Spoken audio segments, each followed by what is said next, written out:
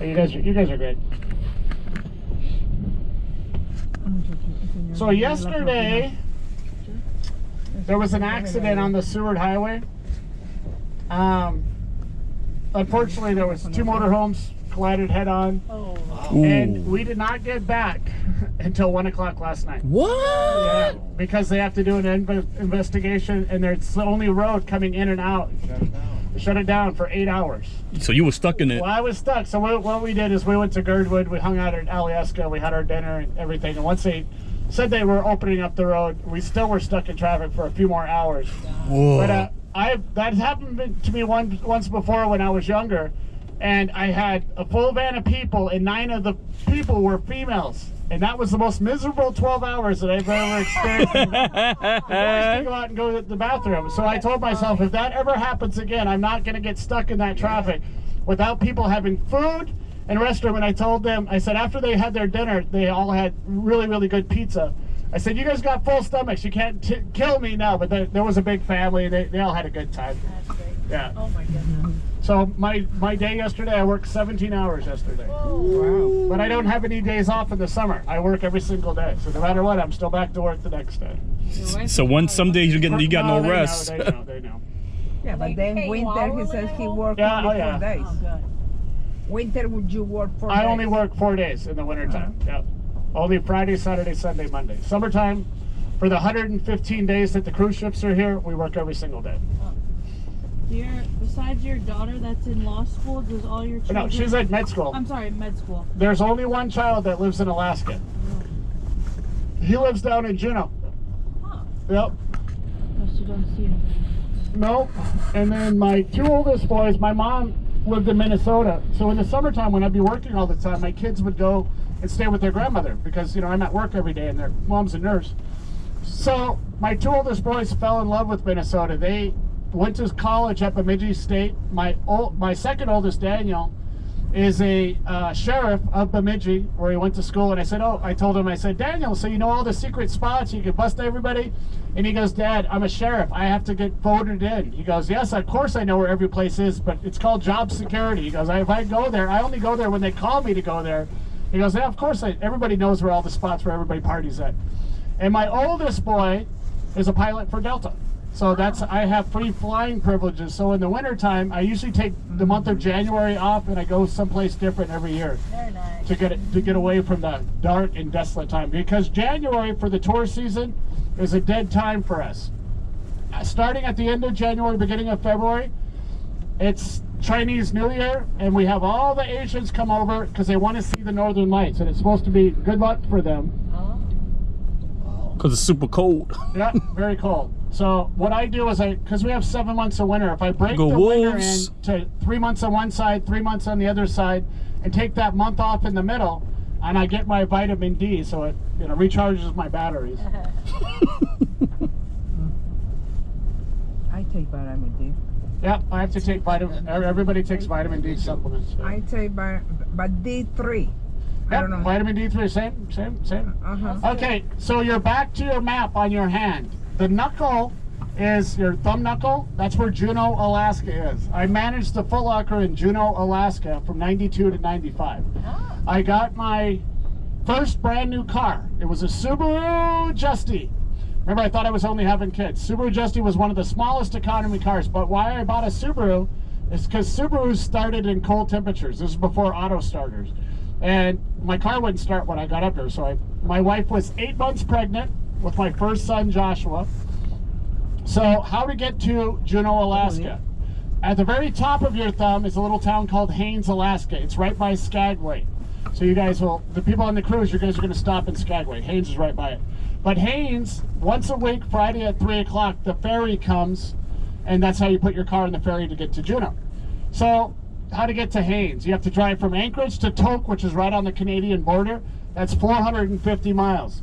From Tok to Haines Junction, Canada, is 550 miles, and then from Haines Junction, Canada to Haines, Alaska is 38 miles. It's a total of 1,038 miles. Ooh-wee. So I gave myself 3 days to make the drive, and I was on a 2-lane road, just like we are right now, with deep snow on both sides of the road. This was February of 1992. That's rough.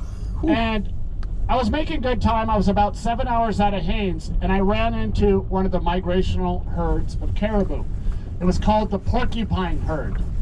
That herd had 200,000 animals in it. Oh my God. So they Wow. were using the road because it was plowed as their trail system. Why waste all the energy in the deep snow when there's a plowed road right in front of them? So you might ask how far 200,000 animals stretch for? It stretched from the park all the way to the Girdwood gas station, approximately 10 miles. So my wife starts screaming in my ear, and what she's telling me is, honey, not having a kid in Canada, 1. And 2, you got to catch that ferry because Haines doesn't have a hospital. My wife was a nursing student at the time, and she knew, she already checked. She goes, I don't trust you to deliver our child. I think she barely trusted me to conceive the child. But so I start driving into the herd. And for the first 8 miles, it was moms and baby caribou. So they kind of got out of the way, but I was literally in the herd of caribou. There was caribou butts all around my car. So I get up to the front 2 miles, and it's the dominant bulls. Well, they didn't get out of the way. They started charging at me. And I knew if I Whoa. stood still, they would run into my brand new car. So I had to make an executive decision. I started charging back. So I'd have one charging from the right. I would dart to the right. When I would do that, one would come from the left. So literally for 2 miles, I'm fending off caribou just like this on the road with my wife screaming in my ear. So I get through that herd and I look at my time and I said, okay, I'm going to make the ferry, which I did. So now we're about 5 miles past that herd, and I see an older couple in a motorhome. I say older, they're probably younger than I am now, but at the time they were older. And in Alaska or Canada, in the middle of winter, if someone's on the side of the road, this is way before cell phones, but even now, you know, that area doesn't have cell phone service, that it's your obligation to stop and offer assistance. Out in the Yukon, it gets cold, 40 to 50 below zero. in the middle of winter. Whoa. So if those people were out of gas or broke down, they could easily freeze and die. So I pull up to the gentleman and his wife, and what they were looking at was a sick caribou from about here to the railroad tracks, out in the deep snow. And I pull up my car to him, and he gets out and he looks at me and he looks at my car. Before I can even say anything to him, he says this. He goes, son, did you hit a caribou? Because my car was full of caribou hair, and he hasn't seen that herd of caribou yet. And I said, oh no, just drive up the road a couple miles, you're gonna see more caribou than you can shake a stick at. And right when I said that, a pack of wolves of about 20 came and ate that caribou on the side of the road and ate it in less than 10 minutes. Whoa. So here's the thing, they only ate the choicest cuts of meat. And anytime you have a migrational herd of caribou, you're going to have a pack, or in that case, multiple packs of wolves following it. They're not eating the healthy animals. They're eating the old, the young, the sick, the tired, the weak. So if they would have spent 24 hours feeding on that caribou, that herd is going to be 24 hours ahead of them. So they basically bite, swallow, bite, swallow, bite, swallow, and then off and leave the carcass for the scavengers that'll finish off that caribou that are there. Because eventually, with a herd of 200,000 animals, another one's going to get left behind. And believe it or not, it keeps the wolves fed, but you have to think about this, it keeps the herd healthy. Because it's getting rid of the sick animals, the tired animals, the old and young.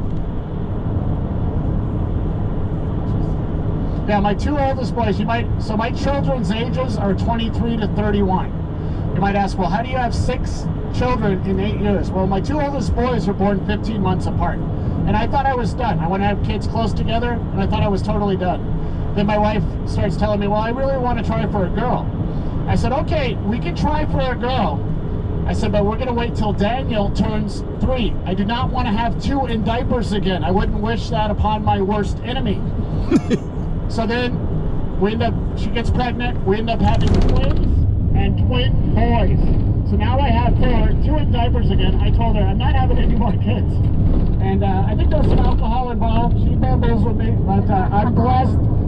After I had a starting 5 and a cheerleader, I told her, I said, we're done. And she goes, yeah, we're done. And I was like, good.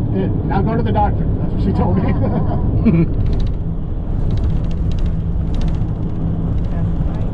Yeah, after when we had twins, I told her, they're going to start looking like the UPS man or the postman. I said, I'm not having no more children.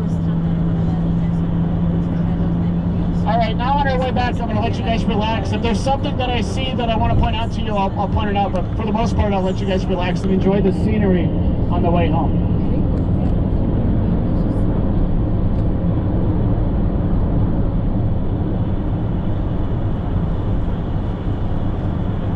But you guys have been great. Has everybody enjoyed themselves?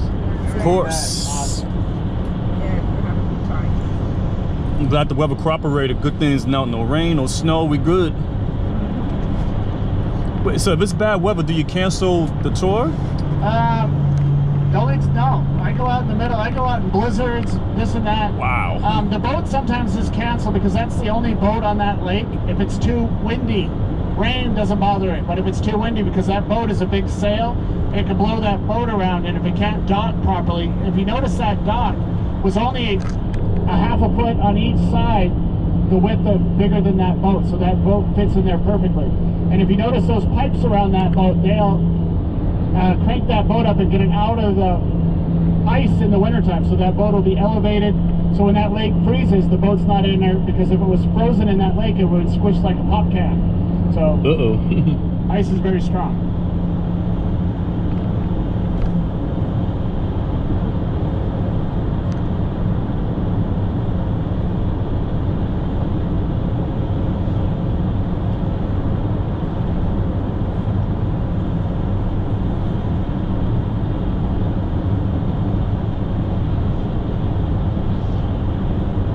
Then I got the two in Minnesota, and they have all my grandchildren.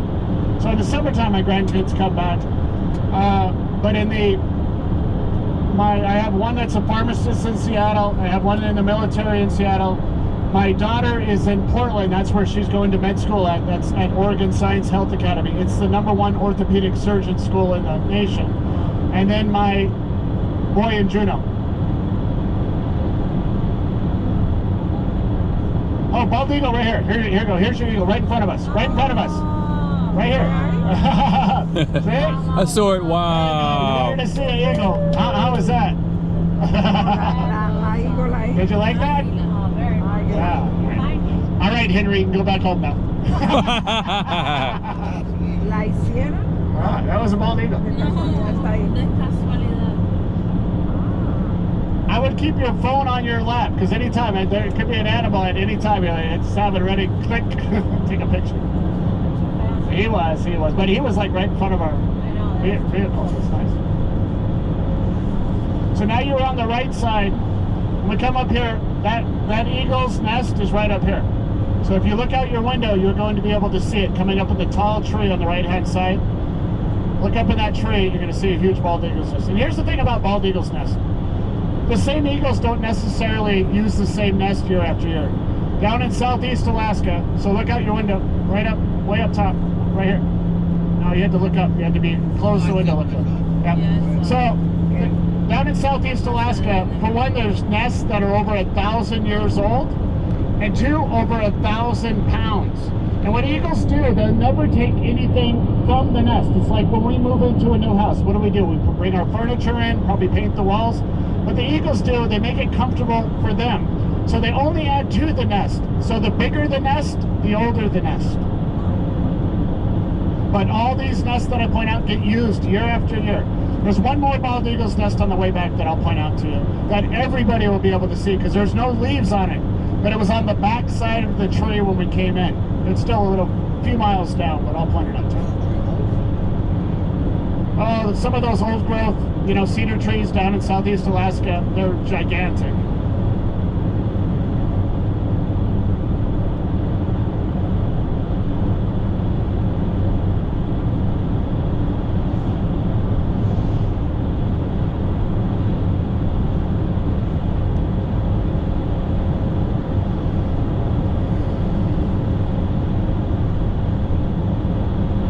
And this is perfect conditions for us to see a beluga, because it's flat, calm out here. So this end, like I said, it's the very far end of like the bathtub, where it's all calmer water. This is the calving grounds for the moms and the baby belugas. This is where the moms have their babies at.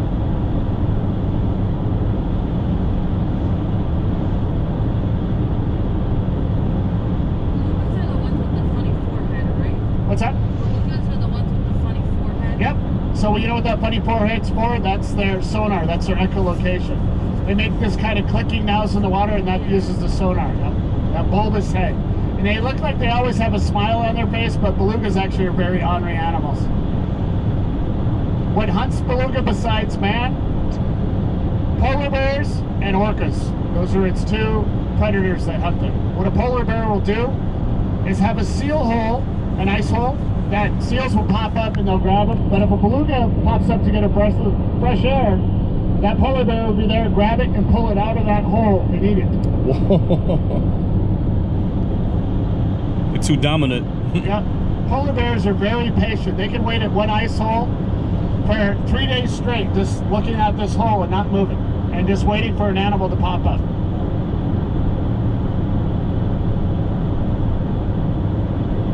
Well, if you haven't ever seen an eagle before, now you've seen, I guarantee you're going to see more. Now, even when you went to Alaska before, you never saw any eagles down in Southeast?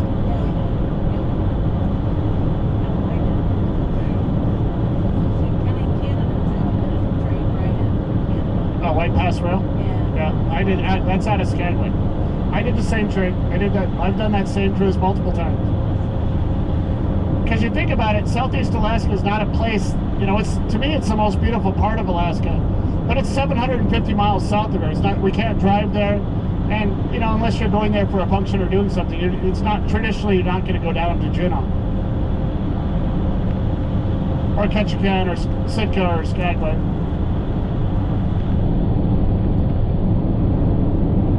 Alaska's such a big state, very big. We're 2.5 times bigger than Texas. We're about 20% of the lower 48's volume. And Alaska has more coastline than the east and west coast of the whole United States put together. Yikes. Think about Alaska as a big peninsula, and we have 1,800 islands. And all those islands have coastlines. Whoa.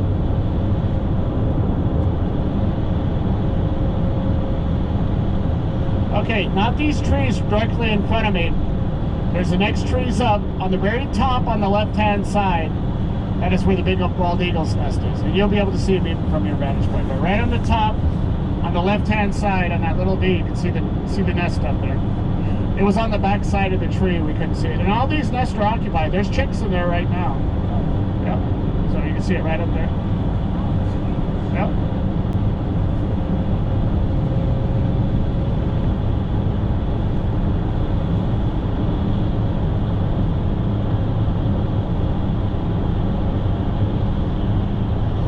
Kind of scan this field. This is a popular area. We've had 2 mama moose. One has 2 calves and the other one has 3 calves. And they like to hang out in this little area. Kind of be on the lookout for them.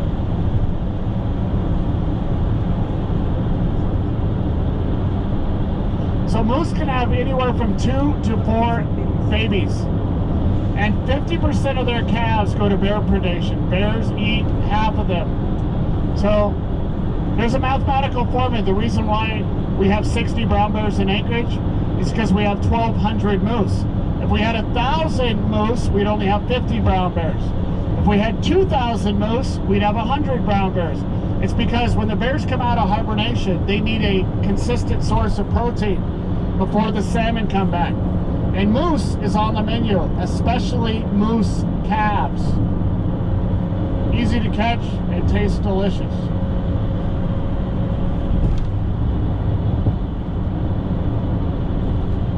Now, for some reason, today has just been flying by. Yesterday was a long day. Long day. Whew. Plus, the weather's been great. No traffic. Everybody's that was on this road yesterday, I guarantee they're going to avoid it. And there's a lot of the co-workers the guys on the boat, they were stuck in the same traffic I was. The accident happened at 3 in the afternoon. But the traffic, we didn't get through the accident site until 11, and we're still bumper to bumper. We didn't get back to Anchorage till 1 in the morning. Good thing it's still daylight. Still daylight. Yeah, actually at 1 in the morning it was kind of getting a little darker. Not dark, pitch black. Like dusk to dawn, or like something like that. Every day that you're here right now, though, you're losing 6 minutes of daylight. The sun will go down 3 minutes earlier than the night before and come up 3 minutes later. So you lose 3 minutes on each side. So every day, if you're here 10 days, you're going to lose an hour. Interesting. Yep, all the way till December 21st. And then on December 21st, we start gaining daylight. Initially, it's really little. It's only about 30 seconds, then it goes to like a minute 30, but eventually it'll get up to gaining 6 minutes a day. So that month of January, we only have 4 hours. When I leave, when I come back, we have 7 hours of daylight. You might think, oh, that's not that much, but it's very significant when in Alaska, when you're suffering from SAD. SAD is season affective disorder. When you get the lack of sunlight, you're lacking vitamin D. And without vitamin D, your body you get depressed, a lot of things happen. So you need sun. And I tell people are like plants. So I could take my children and go to Hawaii. In Alaska, they're very sluggish. Well, you get to Hawaii when the sun comes up at 6 in the morning, the kids are up, they want to get outside. When the sun goes down, they're almost like their batteries just died, now they want to go to bed. But as soon as the sun comes back up, it's almost like, ah! And they get literally high on vitamin D. It's an amazing thing. What time does sun go down in Hawaii? The sun? Oh, 6, it comes up at 6 in the morning, goes down at 6 at night. Whoa, 12 hours. 12 hours. For the whole year? Yep, all year round. Wow. Is it true? Because yesterday we were told that you guys have to keep your cars on all the time because of the winter. Is that true? Not all the time. No, we have to keep them plugged in the winter or keep them in the garage. But a lot of people have engine warmers. But what you'll do is you have an auto starter. You'll start your car about 20 minutes before you have to go leave for work. And so your keys aren't in the car. Before, we used to leave our keys in the car. But now everybody started stealing cars. You know, they would take them. So now you have your car locked. You have an auto starter that'll start it. If someone tried to come in and take your car, there's no keys in the ignition. The car won't run. It's just running. That's not true. You don't have to have your cars running all the time. I say the same thing. That's not true. That's not true. But you have to have the car plugged in. If not, your battery will die.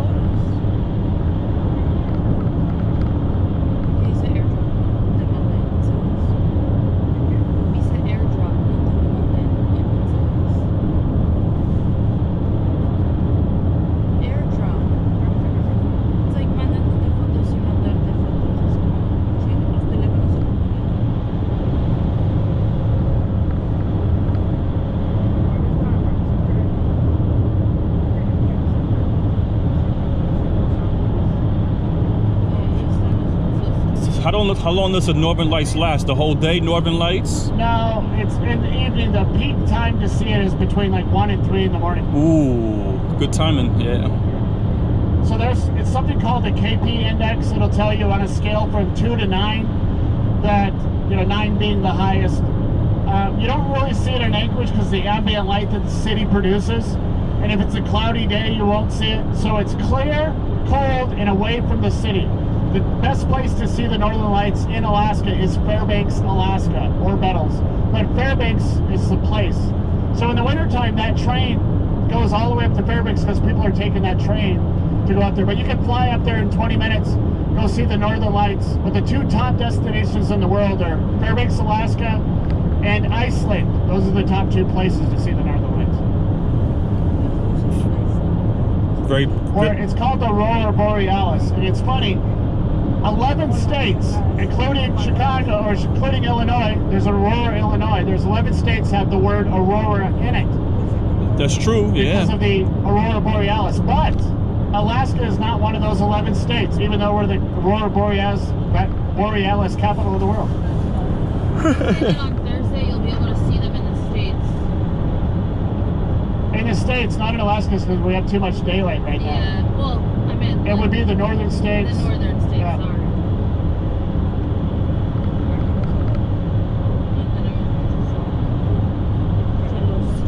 With the weather in Fairbanks is colder or warmer?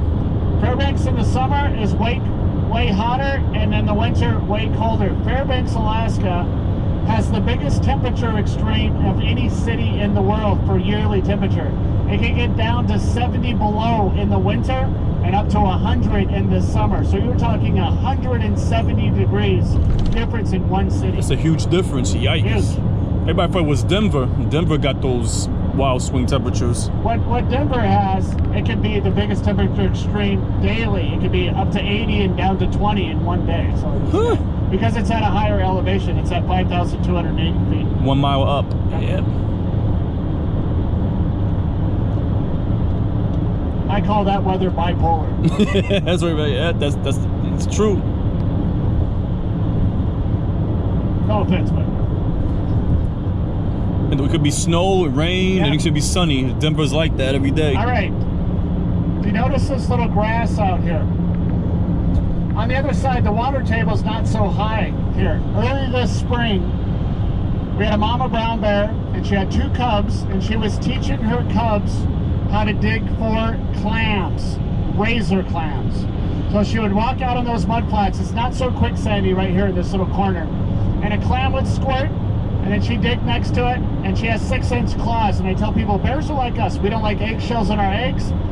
Bears don't like clamshells in their clams. That 6-inch claw could pop open that clam like a surgeon, slurp it up. She can eat as many as 1,000 clams in one sitting.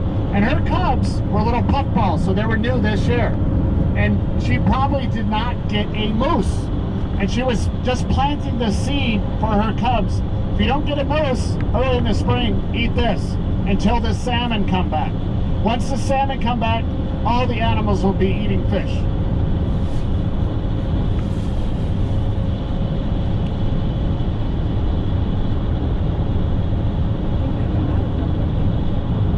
Salmon tastes good.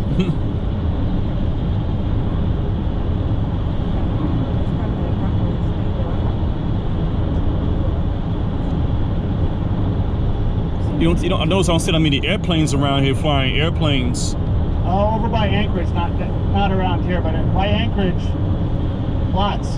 In the lower 48, it's 1 out of every 500 people have their pilot's license. In Alaska, it's 1 out of 55. I've had my pilot's license for 31 years. Long time. When I met my wife, I found out that it was $840 to her village. In-state travel in Alaska was ridiculous. Oh, yeah, yeah. And that time when I looked at her ticket to go to Paris, France, was only $7.99. To put it in perspective. Long flight.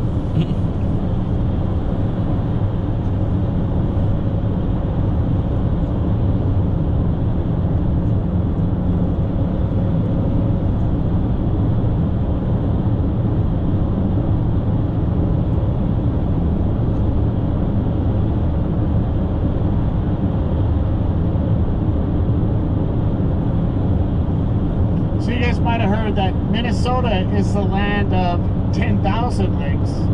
Alaska is the land of 3 million lakes. 3 million. So much. Woo.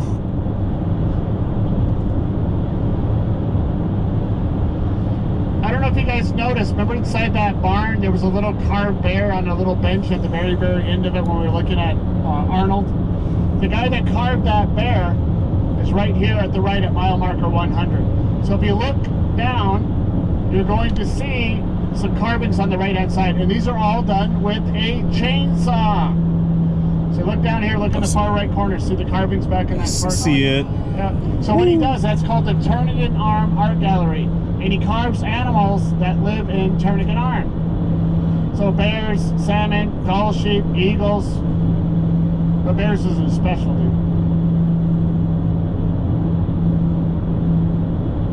But super talented artist.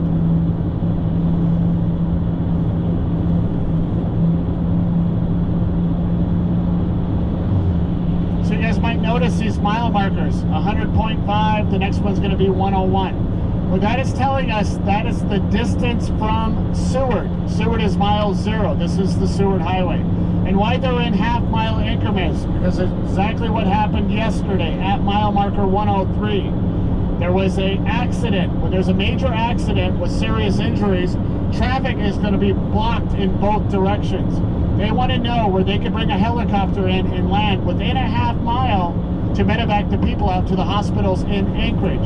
And the second reason is because of moose. If you hit a moose in a car and you kill the moose, you're not entitled to keep the moose. Fish and Game will be called. People get on a waiting list. And when you're on that waiting list, maybe you did not get a moose during hunting season. And they can call you 24 hours in the day. And they say, hey, there's a moose at mile 101 of the Seward Highway. Do you want it? If you said no, they'll call the next person on the list. But if you said yes, They're going to ask you how long. And now you're responsible not just to harvest the moose, you have to clean up the carcass that's on the side of the road as well. That's another stipulation. And before they hang up, they always say, it's already been tenderized, because it got hit by a car. Is it true that it takes 11 to 16 years for the list? Oh, no, not necessarily. I've had friends that have got on the list. It's a random draw. But you get on that list, and there'll be thousands of people on that list. So when they call people, like literally out in the Matsu Valley, between 350 and 400 moose are hit by vehicles out in the Matsu Valley, which is about an hour north of Anchorage. And all those moose are harvested. People, they claim them because that's 1,000 pounds of meat on the side of the road. That's delicious. And moose is the closest animal that tastes like beef. But it's so much better for you. But you're not going to find moose on a menu at any restaurant because moose have not been domesticated. You can only eat domesticated animals. So where that accident happened yesterday, it happened right here. Where these skid marks are, right here. 2 motorhomes head-on collision right in this area. Whoa. Yep. So when there's a fatality, always the road stop that they have to do, and it's, they have to have the inspectors come out and find out who's at fault for all insurance purposes. They have to do all that stuff. So it was terrible. But luckily I knew about it ahead of time, and we went to Girdwood and we hung out at the lodge there, the Alieska. So because the last time before, a full van of females, and a guy could go out and go, use the bathroom out in the bushes. Girls are not going to do that. So you're like, I would never do that again. I'm never going to put females in that position ever again. I'll turn around and go back to where bathrooms are. Food are.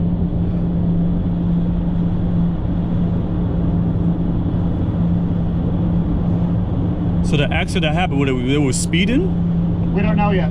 Oh, nobody knows. Okay. What they said was there was 2 motorhomes that collided head-on. There was another car trying to pass the motorhome. So it kind of passed the motorhome, like it's behind the motorhome. The motorhome's going slow. It passes the motorhome. Now there's another motorhome coming head-on with that car, and the girl that was in the motorhome face-to-face with the car turned her steering wheel out of instinct, but it went right into the other motorhome. Whoa. So it was avoiding a car to run into another motorhome. So she was in a rock and a hard place. She had no out. And now the car that went around doesn't get at fault. Correct. Because even though they're at fault, correct. And so that's all part of the inspection. So there'll be people that will tell what car it was. They have cameras. They know exactly. And that person could get responsible for vehicular manslaughter. Whoa. It's terrible. So Dangerous. On this road, there's a couple laws that you probably don't know about. One is you have to have your headlights on at all times.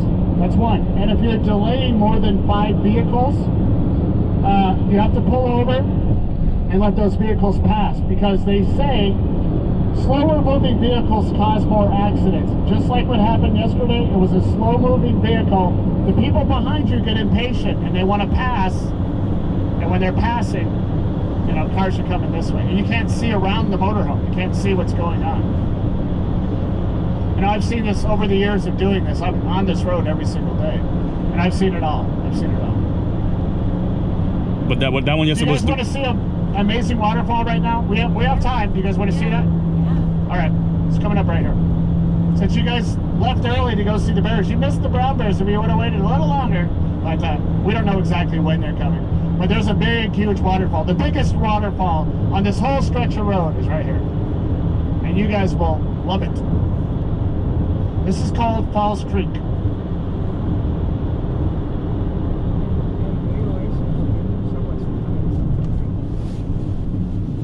Look at this. Ooh. That's awesome. A little hidden gem.